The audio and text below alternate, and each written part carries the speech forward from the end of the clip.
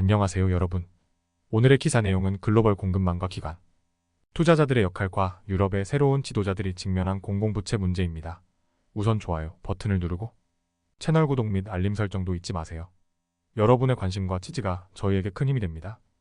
첫 번째 소식은 월스트리트 저널의 기사를 바탕으로 투자자들이 어떻게 더 넓은 관점에서 위험을 바라봐야 하는지에 대해 이야기해 보겠습니다.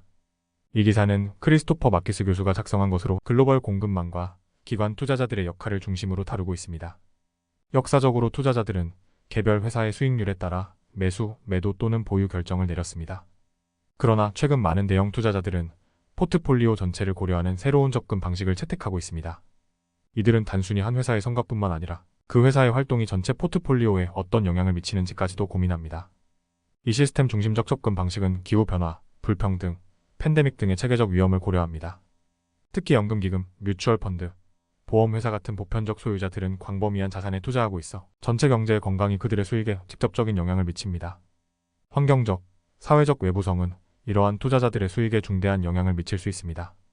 포트폴리오의 한 회사가 수익을 높이기 위해 오염을 증가시키거나 직원 복지를 축소하면 그로 인한 부정적 영향이 전체 경제에 퍼지면서 다른 회사들의 수익에도 악영향을 미칠 수 있습니다.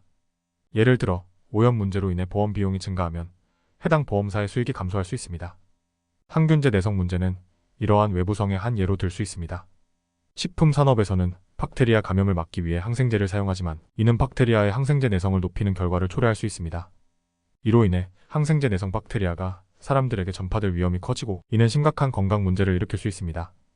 세계보건기구에 따르면 항균제 내성은 현재 전 세계 건강, 식량 안보, 개발에 큰 위협이 되고 있으며 조치를 취하지 않으면 2050년까지 세계 경제에 최대 100조 달러의 손실을 초래할 수 있습니다.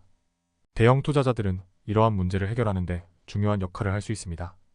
예를 들어 셰올더 카먼즈와 염, 브랜지의 협력 사례를 보면 주주 제한을 통해 기업이 항균제 사용을 줄이도록 압박할 수 있습니다. 염, 브랜지는 이에 따라 글로벌 공급망에서 항균제 사용을 줄이기 위한 프로그램을 도입하였고 이는 장기적으로 경제와 사회에 긍정적인 영향을 미칠 것입니다. 결론적으로 투자자들은 단기적인 수익에만 집중하기보다는 장기적인 관점에서 포트폴리오 전체의 건강을 고려해야 합니다. 이는 사회와 미래 세대의 지속 가능성을 보장하는 동시에 투자자 자신에게도 더 나은 수익을 가져다 줄 수 있습니다. 두 번째 소식은 월스트리트 저널의 기사를 바탕으로 유럽의 새로운 지도자들이 직면한 엄청난 부채 문제에 대해 이야기해 보겠습니다. 영국과 프랑스의 상황을 중심으로 새로 선출된 지도자들이 어떤 도전에 직면해 있는지 그리고 이들이 계획한 정책에 어떤 영향을 미칠지에 대해 자세히 살펴보겠습니다. 최근 영국과 프랑스에서는 새로운 지도자들이 선출되었습니다. 하지만 이들은 엄청난 공공부채와 적자 문제를 안고 있습니다. 팬데믹 이전보다 훨씬 높은 수준의 지출과 적자, 침체된 경제성장, 급증하는 차입 비용, 그리고 국방비와 연금 지출에 대한 요구가 증가하고 있습니다. 경제학자들은 이러한 상황에서 지출 감소나 세금 인상이 필요하다고 말하지만 정치인들은 유권자들에게 이를 대비하도록 준비시키지 않았습니다. 프랑스에서는 극우 국민연합이 최근 선거에서 의회에서 세 번째로 큰 블록으로 부상할 것으로 예상되었습니다. 이들은 광범위한 세금 인하와 에마뉴엘 마크롱 대통령의 인기 없는 연금 수령 연령 인상을 뒤집을 것을 제안했습니다. 그러나 이 약속 중 일부는 최근 철회되었습니다. 가장 많은 의석을 차지할 것으로 예상되는 좌파 연합인 신인민전선은 가격 동결, 높은 보조금, 최저임금 대폭 인상 등을 제안하고 있습니다. 프랑스의 공공적자는 GDP의 약 5%에 달하며 이는 유럽연합의 징계 절차를 촉발했습니다. 최근 프랑스 정부 채권 수익률이 급등했으며 이는 투자자들이 더 많은 프랑스 차입 가능성에 경각심을 갖고 대응했기 때문입니다. 영국에서는 노동당이 역사적 다수로 선출되었습니다. 이들은 국민건강보험을 포함한 공공서비스에 더 많은 비용을 지출할 것이라고 신호를 보냈습니다. 하지만 구체적인 제안은 아직 부족합니다. 영국의 공공부채는 2019년 GDP의 86%에서 올해 104%로 증가했습니다. 이는 국제통화기금 IMF 데이터에 따른 것으로 프랑스 역시 비슷한 수준의 부채 증가를 보이고 있습니다.